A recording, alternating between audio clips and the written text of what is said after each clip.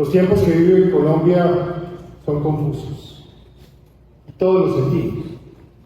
Estamos llenándonos de dudas, a veces de miedo, a veces de preocupaciones sostenidas. Sin duda, hay que analizar estos temas. Pero voy a comenzar por el principio y por el final. Colombia es un gran país, es uno de los mejores países del mundo, es un país envidia para cualquiera. Somos un país de 55 millones de personas, tenemos un mercado interno poderoso, tenemos un territorio increíble, buena parte de este territorio incluso inexplorado y no utilizado, lleno de riquezas. Somos uno de los países que más agua dulce, agua fresca tiene en el planeta. Somos uno de los países más biodiversos de todo el planeta. Somos un país con una dotación de recursos naturales comparable con muy pocos en todo el mundo. Somos un país que al mismo tiempo tiene capacidad de producir alimentos como solo 10 países en el mundo lo pueden hacer. ¿Cómo no hacer todo lo que haga falta para aprovechar este país? ¿Cómo no entender que la tesis de las oportunidades no es simplemente una ilusión que está frente a nuestros ojos y que podemos hacer de este país uno en donde realmente nos sintamos no solo orgullosos, sino que el progreso llegue a cada colombiano? Porque claro, en nuestro territorio tenemos 17 millones de personas en pobreza. Eso equivale a tener un Guatemala o un El Salvador solo de personas en pobreza. Y de ese segmento, cuando pensamos en pobreza extrema, tenemos 6 millones de colombianos. Es decir, un país más grande que El Salvador, Panamá o Costa Rica, dentro de nuestro país, con pobreza extrema. Por eso la solución a los problemas de Colombia es crear riqueza. No dudemos eso, es crear riqueza. No enredarnos en ideologías fracasadas en el mundo. En ideologías que lo único que han traído es construcción de más pobreza, atraso, resentimiento, rabia, humillación, fin de la libertad, violación de los derechos humanos. Ese no puede ser el destino de un país como Colombia. El nuestro es un destino de democracia, de libertad, de conexión con el mundo, de desarrollo de la personalidad, por supuesto, de solidaridad humana y de compromiso con esos sectores de nuestro país que también tienen que beneficiarse del progreso. Esa es la visión de Colombia y ese es el país al que le tenemos que apuntar y es lo que nos tiene que inspirar en este tiempo. Me atrevo a hablar con este sentimiento de emoción porque estoy convencido que es lo que los colombianos necesitamos otra vez: salirnos de la frustración, salirnos de la preocupación y unirnos para sacar esto adelante de una vez por todas. Tal vez ya estamos probando tragos amargos, tragos que no debemos volver a repetir, porque nos pueden intoxicar, pueden incluso matar esa posibilidad de progreso, que es lo que tal vez algunos quisieran, pero no la mayoría de los colombianos. En esa línea, así como veo ese futuro, ese optimismo, ese potencial, esa oportunidad que bien describió usted, doctor Bacalar, también hay que hacer un análisis de dónde estamos hoy y cuáles son los retos que tenemos. Desafortunadamente, el país tiene varios retos, ciertamente 5 muy fuertes. En primer lugar, la seguridad. El deterioro sostenido de la seguridad es un proceso muy delicado para cualquier sociedad. No existe en la historia de la humanidad ningún país que se haya convertido en un país avanzado en medio de la anarquía, en medio de la violencia, sin el orden y sin la seguridad.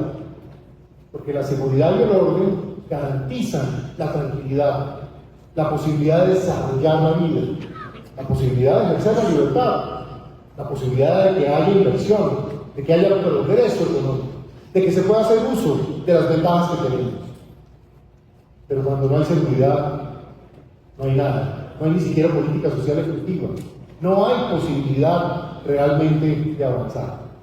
Solamente el día de ayer fueron asesinados 2 policías en Arauca y heridos 2.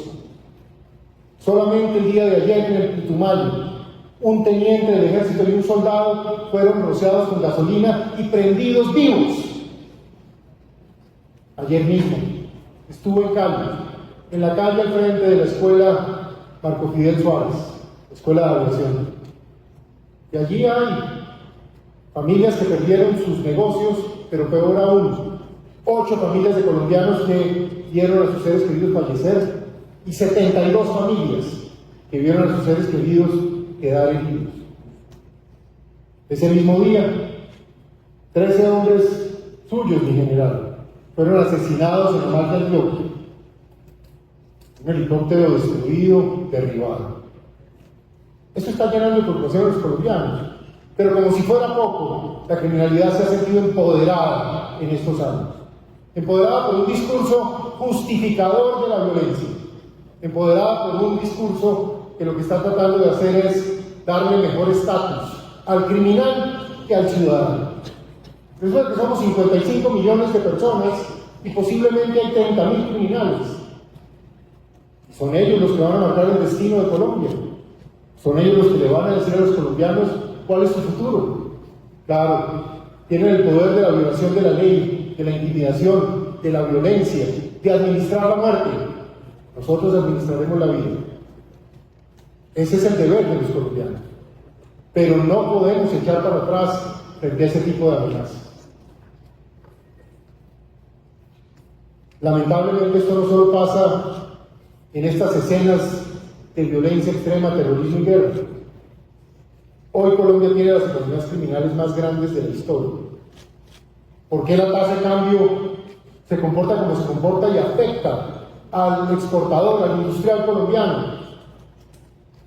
Sencillamente porque tenemos la producción de cocaína más alta de la historia. No del año pasado, ni en los últimos 10, de toda la historia. Tenemos la producción de oro ilícito más grande de la historia. El 73% del oro que se produce en Colombia se produce de forma ilegal, no paga regalías, no paga impuestos, no acepta la reforma laboral que sí tienen que aceptar los demás colombianos, incluso de un gobierno que no hace nada contra esa minería ilícita.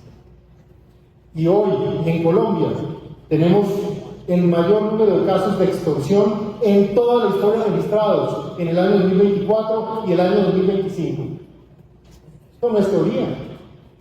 Hoy una señora que tiene un puesto de mandos, como le decía hace unos días en Ibagué, simplemente le toca pagar para estar ahí. Hoy un tendero en Bogotá, en un barrio de Usaquén, no hay que irse a otros barrios, está teniendo que pagar. Un transportador, la gente que está llevando los alimentos a las tiendas en los municipios más recónditos del país, les queman los carros si no pagan. Esa no es la posibilidad de que Colombia avance, pero en ese sentido, por supuesto que hay arrogancia criminal. Se captura al delincuente y lo más probable es que antes de 72 horas esté en la calle, sea porque simplemente se considera que su delito no es importante, cosa que es absurdo, porque para muchos colombianos un delito menor, como se conoce en los códigos, es un grave delito. Alguien lo amenaza en su propio barrio para llevarse el celular, eso no es un delito menor, eso es un atentado a la vida. Las cárceles saturadas y la tasa de impunidad altísima. El homicidio, que es el delito que más se avanza a la hora de investigar, en Colombia tiene hoy una tasa de impunidad cercana al 84%. Es decir, la probabilidad de que alguien mate a otra persona y le pase algo relativamente es baja. En ese escenario, pues el único negocio que está prosperando es esa criminalidad, que bien lo dijimos, tiene hoy básicamente la tasa de cambio en una situación muy confusa.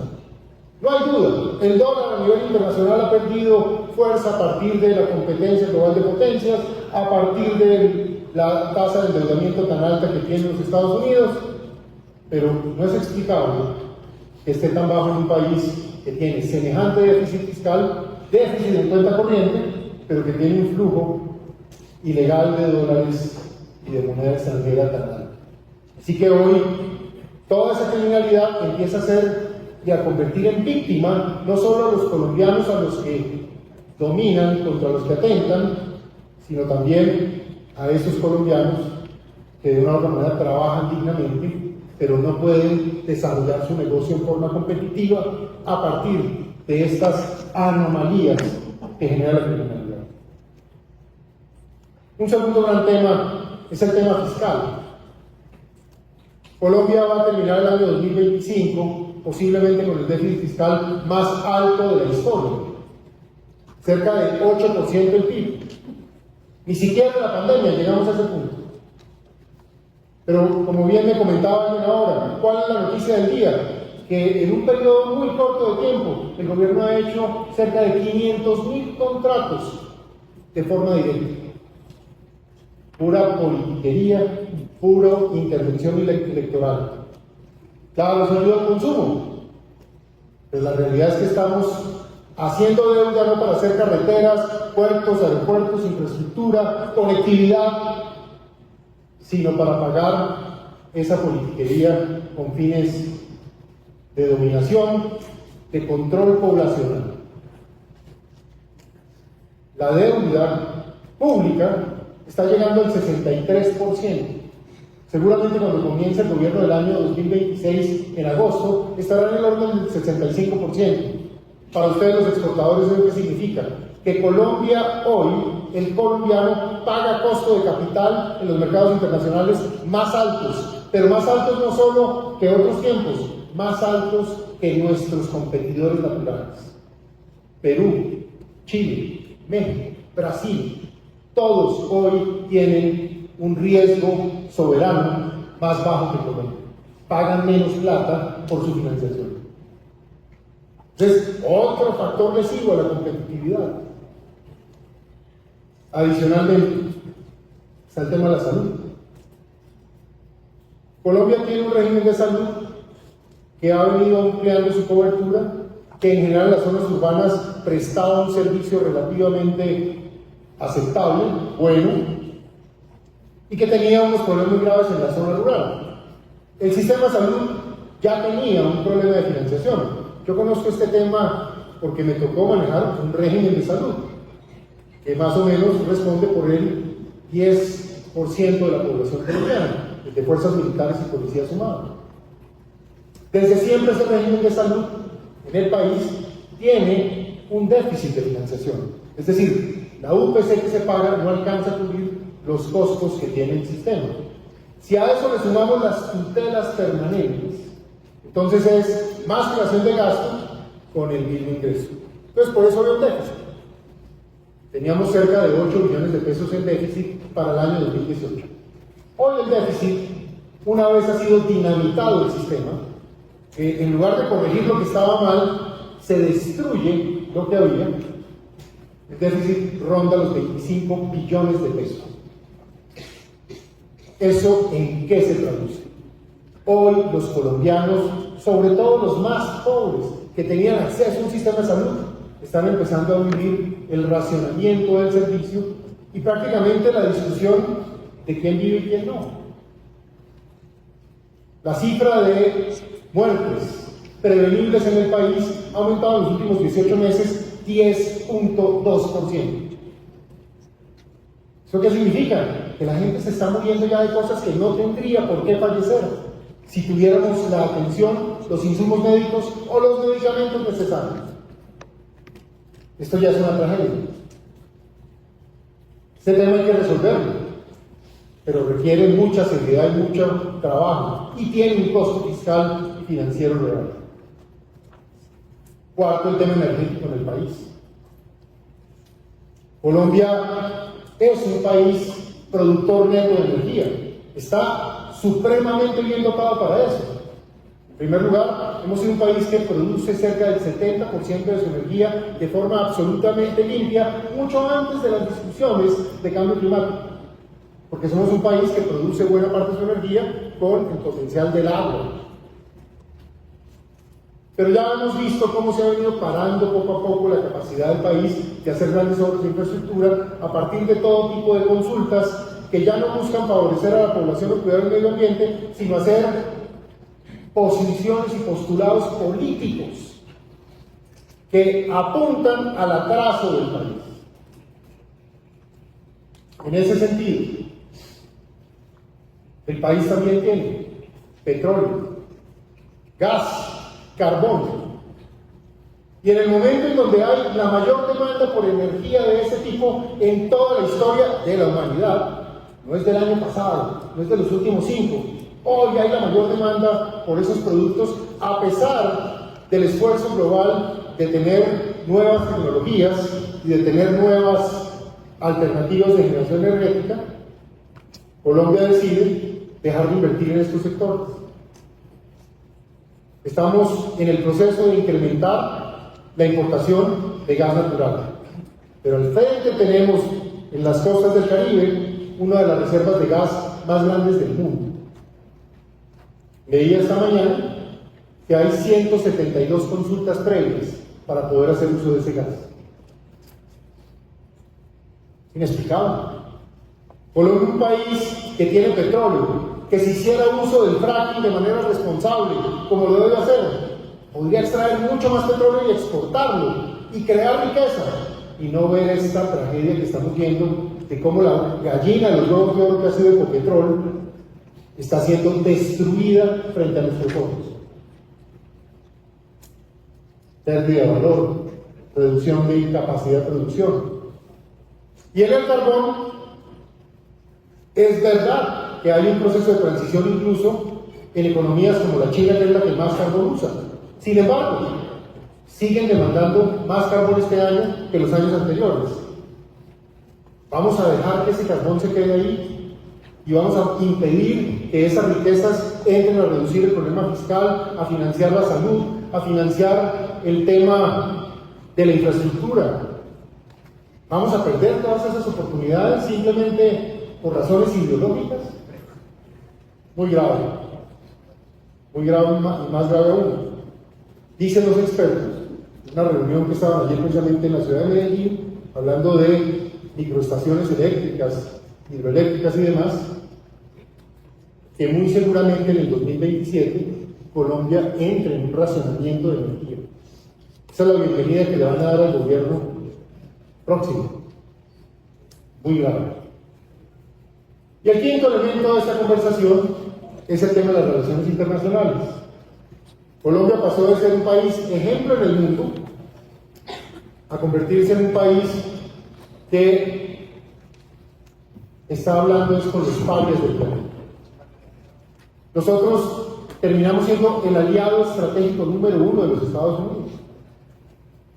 En las 2 embajadas que tuve la oportunidad de tener de representar a Colombia allá en Washington, siempre logramos varias cosas. Primero, que entraran los productos. Yo recuerdo con emoción el día que logramos que entrara el aguacate Hass, o también recuerdo con mucho interés el día que logramos que entrara el mango, o las uchuvas. Eso lo logramos, Javier, y era un trabajo así, público, privado, y hay que reconocer el equipo, porque participaba el ICA, participaba por Colombia, todo el mundo jugaba. Objetivos nacionales. Lográbamos como deber que cada año incrementáramos los recursos para Colombia. Mi trabajo era visitar congresistas, y a mí me preguntan, ¿y eso era muy agradable? No, no tanto, pero visitamos 360. Y íbamos y vendíamos Colombia. Como decían anteriormente, maleteábamos a vender el país, a lograr cosas para el país. Pero hoy Colombia decidió que le parece más importante estar del lado de Hamas, de Irán o de un usurpador como es el régimen de Maduro en Venezuela. Y eso sí que ha resultado absurdo, porque ya se está volviendo un problema de política interna. Aquí seamos claros, que me oigan quienes me tienen que oír. La Constitución colombiana no le exige a las fuerzas militares y de policía hacer nada distinto a defender el orden institucional y la soberanía y los derechos de los colombianos. Cuando nuestras fuerzas militares y de policía las quieren poner a defender un dictador, un narcodictador, un régimen violador de los derechos humanos, con toda franqueza, eso es una petición que viola la Constitución. Y allí tendrán que tener la sabiduría de decir, hasta aquí llegamos. Eso es inaceptable. Poner a nuestros militares y policías a violar la ley y la Constitución. No lo tienen que hacer. No lo tienen que hacer.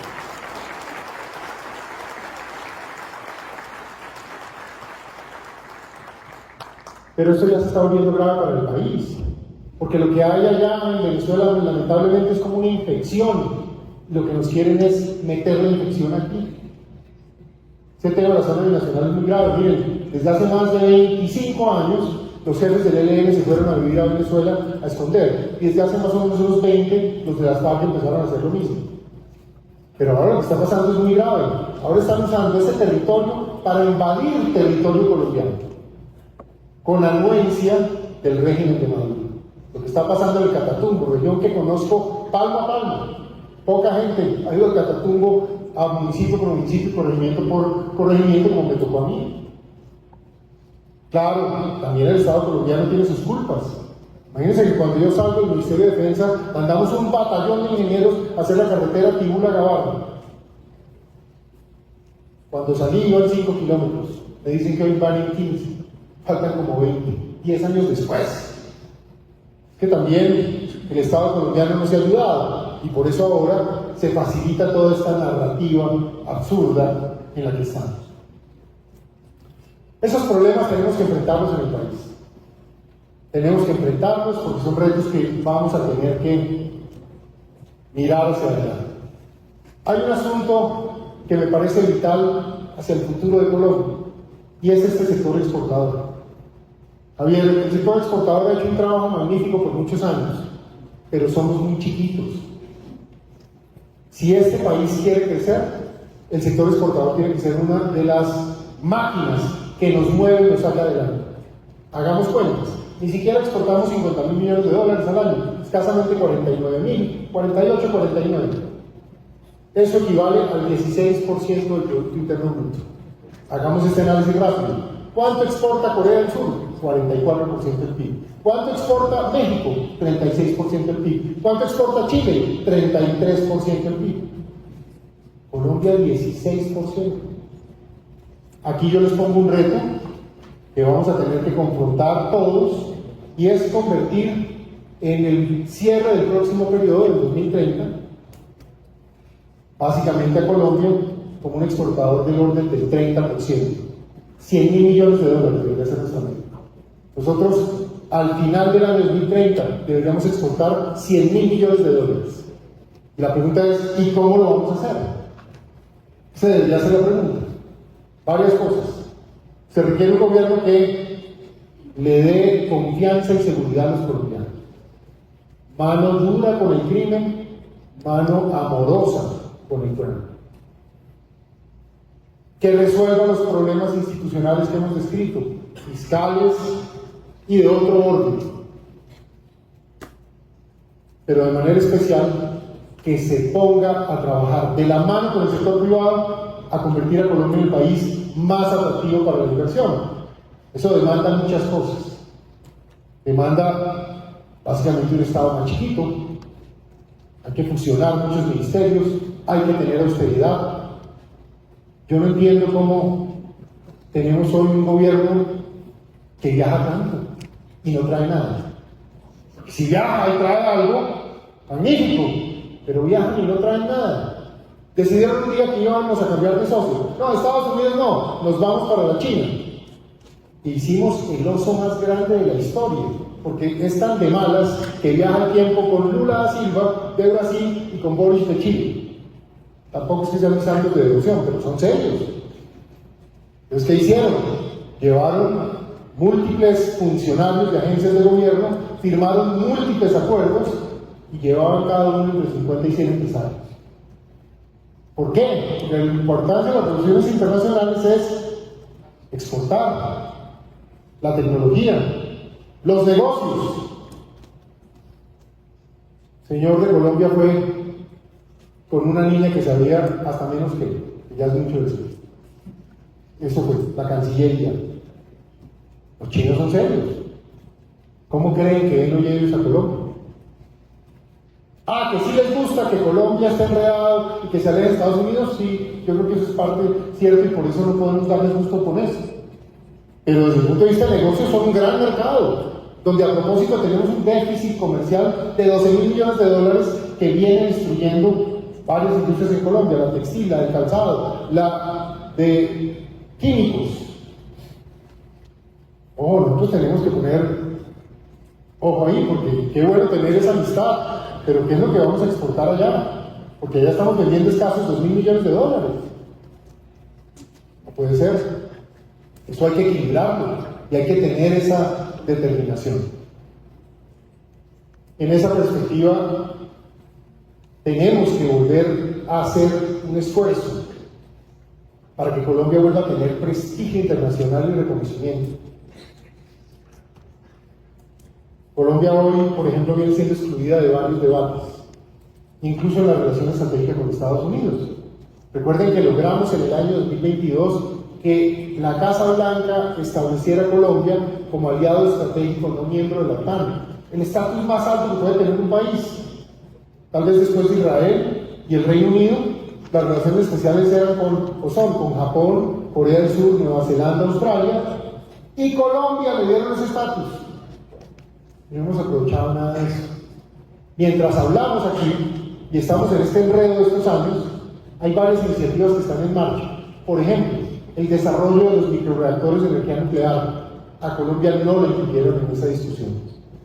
Segundo, el desarrollo de insumos para semiconductores en América Latina. Prefirieron incluir a Panamá en lugar de a Colombia cuando el país natural era Colombia para acelerar nuestras industrias exportadoras. Hacia adelante, ¿cómo impulsar las exportaciones? Hablemos de tres grandes sectores. Primero, el sector minero energético. Hay que sacar hasta la última gota de petróleo y la última tonelada de carbón antes de que no se pueda exportar. Porque todo esto es riqueza. Pero además Colombia tiene algunos minerales que en los tiempos de transición energética, semiconductores, inteligencia artificial, computación cuántica, Colombia tiene que ser un jugador. Tenemos oro, cobre. Algunos dicen que Colombia puede ser la gran reserva de cobre del mundo. Tenemos níquel. Se estima que en el Bichada hay minerales de tierras raras. Imagínense si nos ponemos viciosamente a sacar todo eso. Claro, hay que romper el cerrojo de las consultas previas, hay que acordarlo con la Corte Constitucional y habrá que presentar la reforma que sea necesaria, porque ese es el mandato que se requiere para el año 2026. No puede ser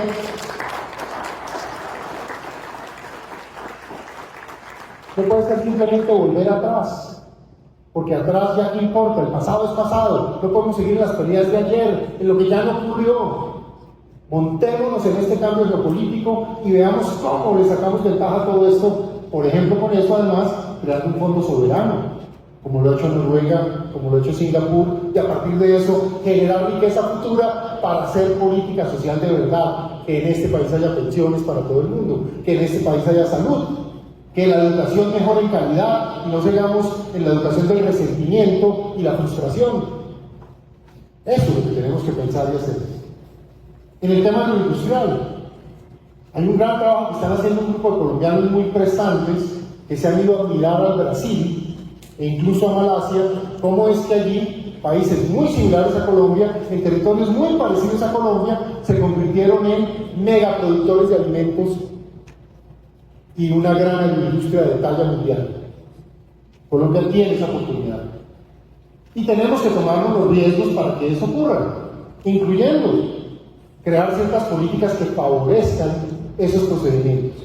Pero uno muy importante, no podemos permitir que ese modelo agrario hoy, que no favorece el desarrollo y la creación de riqueza, sino que empobrece a ese campesino que le van a entregar una tierra y le limitan su posibilidad de producción, que sea el modelo. El modelo tiene que ser extensivo, masivo, cooperativo, altamente industrializado y altamente tecnificado. Y ahí Colombia tiene unas enormes oportunidades. Cuando el tema del aguacate Hass, yo recuerdo que en el año tan solo 2017 Colombia exportaba $0 en aguacate Hass. En los últimos años el país ya supera la cifra de 120 millones de dólares de exportación en ese producto. Estaba el otro día en una finca en Caldas, donde exportan limón Tahití, que también logramos entrar a Estados Unidos. Me emocionó mucho. Me emocionó mucho porque ¿qué me encontré? Los mismos campesinos de Caldas, gente joven, que antes estaría prácticamente con ingresos de pancoger, ahora forman parte de una empresa que tiene una empacadora, que tiene unos estándares, sacan por lo menos 2 salarios mínimos, hasta 3 salarios mínimos. ¿Eso es suficiente? Quizá no, pero es que pasamos de gente que no ganaría ni un salario mínimo en Vancouver a prácticamente multiplicar por 4 o 5 el ingreso que pueden tener. Sí se puede, y esa industria pasó en 5 años, no fue una cosa que duró 100, se puede. Se puede. Y en el tema industrial, a mí me frustra mucho y creo que merecemos una crítica todos como país, porque no hemos sido capaces con el nearshoring famoso. No hemos sido capaces, por distintas razones, porque no ofrecemos seguridad, porque no ofrecemos seguridad jurídica, porque el régimen tributario es cambiante, porque el gobierno actual además pareciera que fuera como rechazando todo lo que venga del sector privado, cuando podríamos trabajar intensamente y conjuntamente. De Asia están saliendo buena parte de la producción. Y Colombia no está siendo uno de los países que absorbe esa producción. Recordemos cómo lo hizo Singapur, pero cómo lo hicieron incluso algunas ciudades americanas. Yo recuerdo visitar la ciudad de Mobile, Alabama, que era una ciudad que lo único que hacía era exportar carbón y recibir carbón a lo largo de su vida. Como se cayeron las exportaciones e importaciones de carbón, de la Drummond en particular, ¿qué hicieron en esa ciudad? Básicamente ofrecieron 2 tipos de políticas. Uno, reducción de impuestos a nuevas inversiones. Entonces se trajeron un astillero y la fábrica de Airbus, ni más ni menos. Una fábrica de aviones de talla mundial. ¿Cómo? Créditos, tax credits, como dicen allá, reducción de costos tributarios. Pero en paralelo, al lado de cada una de esas fábricas, ¿qué colocaron? Unos centros de educación técnica, no muy distantes a lo que podría ser el SENA o una institución privada de educación tecnológica, pero dedicadas a producir personas con las capacidades para trabajar en esas fábricas. ¿Qué le pasa a la economía de esas ciudades y de esa región? Pues se redinamizó. La gente volvió a tener buenos ingresos. Era una de las ciudades más pobres de todos los Estados Unidos. Hoy tiende la prosperidad. Pero ¿qué hizo Singapur con la famosa política del plug-in?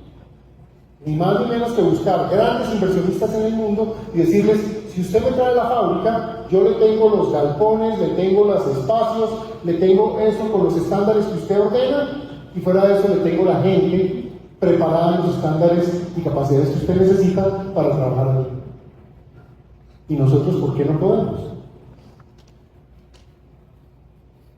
A esos que están en la tesis ambientalista de que cuidado con el desarrollismo y consumismo y todo esto, pues claro, lo que hay que acabar es la cultura mafiosa en el país. Veía yo ayer unas fotos de un hermano de un alcalde de Medellín, Rolex, Ferrari. Eso es de quinta. Eso la gente decente no lo hace.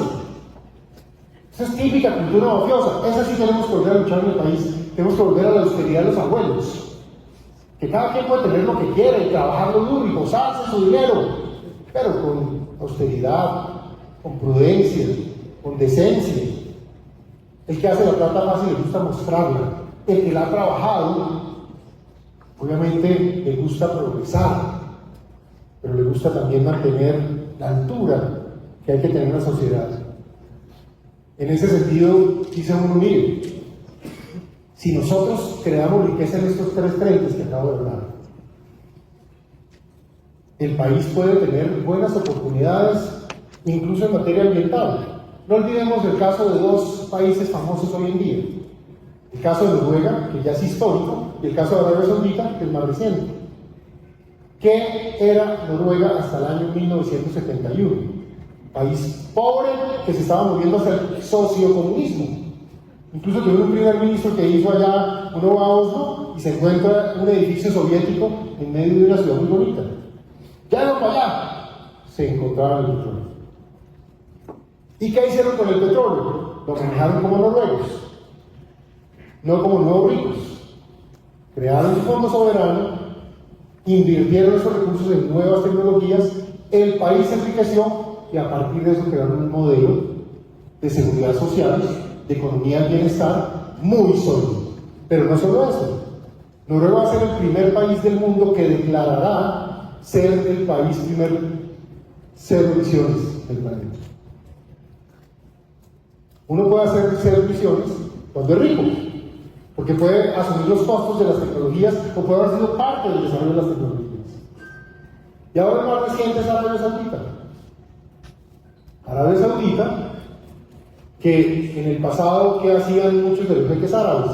Comprar aviones con sanitarios de oro, famosos, o los megapartamentos en Londres, en París, en Nueva York. Yo creo que ya dijeron hace unos años, no, eso no es así. Vamos a convertir a Arabia Saudita en un país desarrollado en tres frentes: nuevas energías, alimentos y telecomunicaciones. Estuve hablando hace un tiempo con el ministro que desarrolla la estrategia de largo plazo. Eso es lo otro, largo plazo.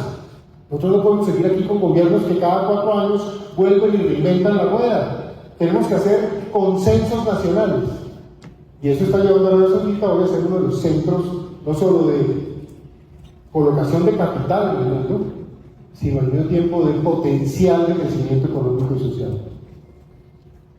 En los años que me tocó viajar por todo el planeta, en mi tarea de profesor de Economía Política en Princeton y de Geopolítica, por supuesto que lo hice muy interesado en ver qué países se han desarrollado, cómo lo hicieron bien, quién lo hizo bien. Está el famoso caso de Corea del Sur, que nosotros fuimos y les dimos democracia y libertad. Eran 5 veces más pobres que nosotros, en el 85 igual de ricos, en el año 2025 esencialmente pueden ser 7, 8 veces más ricos. Y es el caso de muchos de estos países, Finlandia, etc. ¿Qué hicieron esos países? 3 cosas en particular: orden y seguridad, tecnocracia e instituciones, y consenso. Hay que ponerse de acuerdo en algunas cosas para poder tener ese largo plazo. En Corea del Sur fue apropiación tecnológica. Lo que llegue lo copiamos, lo que llegue lo hacemos. En Singapur, básicamente atracción de inversión y vivienda y desarrollo urbano. En Finlandia, los mejores en educación, uso de la madera, y hoy en día hasta los astilleros más grandes del mundo de cruceros tienen. Todo esto se puede. Tal vez es mi mensaje. Podemos hacerlo. Quiero cerrar esta conversación, o no la puedo cerrar sin hablar de los Estados Unidos, nuestra relación estratégica y lo que vendría. Tal vez debo ser la persona que más años ha manejado la relación con Estados Unidos en el país, porque me tocó hacerlo primero como un jovencito con el Plan Colombia. Desde jovencito me tocó a mí en el gobierno Pastrana participar de lo que fue la planeación del Plan Colombia en el Ministerio de Hacienda. Luego me tocó ser el viceministro que manejaba el Plan Colombia, luego el ministro que ejecutaba las acciones de la mano de las agencias americanas en el Plan Colombia, y luego 2 veces embajador, siempre consiguiendo más recursos. Y logramos incluso que Colombia terminara como aliado estratégico en OTAN. Pudimos trabajar muy bien con el gobierno de Obama, con el primer gobierno de Trump me tocó, con el gobierno de Biden. Hoy en el mundo de Trump hay muchos amigos de Colombia. El secretario de Estado nos quiere a Colombia. Yo creo que a él le duele tener que haber visitado primero México y Ecuador y no haber venido a Colombia, que es el país aliado estratégico. Pero claro, el gobierno quiere provocar y destruir esa relación, porque le interesa ahora irse a tener un modelo pro-cubano, pro-madurista, neocomunista o narcocomunista, como es realmente lo que se inventaron allá. nosotros tenemos que restablecer esa migración. Recuerden, estábamos exportando hasta hace 2 años el 28% a Estados Unidos. ¿Saben cuántas son las exportaciones del mes de junio? Ya fueron otra vez 30%, 30.4%. O sea, Estados Unidos es nuestro aliado estratégico y ese mercado no lo vamos a poder reemplazar así nomás. Hay que incluso desarrollarlo más. Creo en la diversificación de mercados. Creo a propósito que Colombia tiene que convertirse no solo en el país más atractivo para la inversión, sino en el país que va a tomarse Asia. Porque en Asia está ocurriendo la mayor parte de la economía global. Y no solo está China, allá está Indonesia, está la India, está Malasia, está Vietnam, está Japón. O sea, buena parte de las economías del mundo están allí. Pero con Estados Unidos tenemos que ir de la mano. Tenemos que ser aliados estratégicos en temas de seguridad nacional, en temas de democracia y en temas de tecnología y desarrollo económico. Pero al mismo tiempo también tenemos que buscar oportunidades donde podríamos aprovechar más. Ya les contaba yo, están en toda una iniciativa de nuevas energías, fusión nuclear y mini reactores nucleares. ¿Por qué Colombia no está ahí? No nos toca, eso es para otra gente de otro nivel. No, señores, a pensar en grande, a estar ahí. Hay que estar en estas cosas. Y por supuesto, en todas estas cadenas de producción de semiconductores. La relación con Estados Unidos la podemos arreglar en una sentada, seguramente con una nueva negociación. Hay gente que habla del siguiente Plan Colombia. Yo creo que va a hablar de la nueva relación estratégica, que en realidad es acordar el uso de nuestros minerales que nos permita acelerar nuestra producción de forma sostenible, donde podamos proteger esa producción y además proteger las comunidades que se deben beneficiar de esto, pero al mismo tiempo garantizar el fortalecimiento de la inteligencia, de la seguridad y de la cooperación en otros frentes. Colombia es un gran país, es un país que tiene todo, como ya lo dijimos, por prosperar, por avanzar, pero tenemos que dar un gran cambio en el 2026. Si seguimos por esta ruta, Colombia va a terminar en un abismo. Estamos descendiendo hacia allá. Pero si cambiamos el rumbo y nos unimos como sociedad y nos sumamos como país, las capacidades y posibilidades son inagotables. Inagotables. Hoy tenemos un ingreso per cápita de $6.900, muy bajo. Si crecemos al 5% promedio los próximos 20 años y arrancamos, por supuesto, en el año 2027, Colombia puede, más o menos para el año 2040-45, tener un PIB per cápita cercano a $25.000 por persona. Con eso, llevaremos a cero la pobreza extrema y estaremos cerca de tener el total de personas en un porcentaje similar a cero. Pobreza. Ese es el reto y eso es lo que deberíamos estar motivándonos y pensando. Pero reitero, es con creación de riqueza, es con ustedes, es con los empresarios, desde el pequeño empresario hasta el gran empresario, es sumando toda la sociedad para que podamos alcanzar ese ideal que en mi caso me enseñaron desde que era muy jovencito, que yo quisiera que todos los colombianos volviéramos a sentir cuando uno reza la oración a la patria. Claro, yo vengo de una familia castrense, tuve siempre esa influencia, pero creo que es un tema de inspiración. No solo nos puede unir hoy que ahora le vamos a ganar 3-0 a Bolivia, hoy le vamos a ganar 3-0 a Bolivia. No solo la selección tiene que ser nuestro punto de encuentro, también nos tiene que unir ese sentido, esa emoción de ver a Colombia grande, respetada y libre. Eso es lo que necesitamos en Colombia. Colombia grande, respetada y libre.